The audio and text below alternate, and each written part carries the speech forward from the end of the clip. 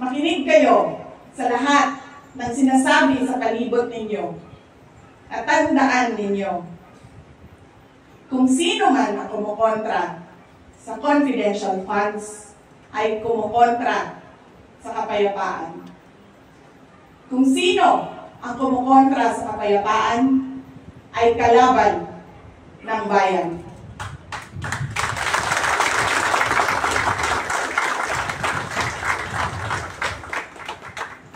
It is worth noting that the Department of Education's membership in the Anti-Terrorism Council and the Office of the Secretary's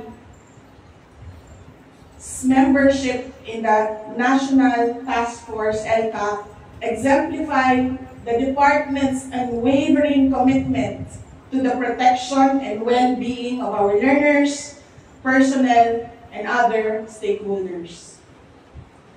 By actively participating in these crucial bodies, the Department of Education showcases its dedication to addressing security threats and creating a safe learning environment for our future generations.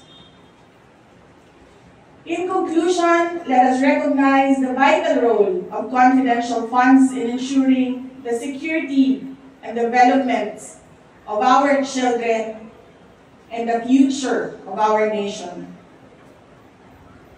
We must prioritize peace and order alongside education, as they are the foundation of a prosperous society.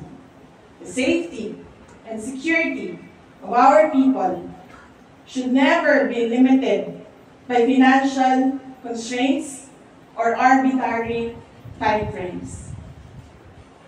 We must stand united against any attack on funds allocated for security and development and for our children, as they threaten the protection and well-being of our citizenry. Together, let us work towards a nation that is secure, progressive, and prosperous for all.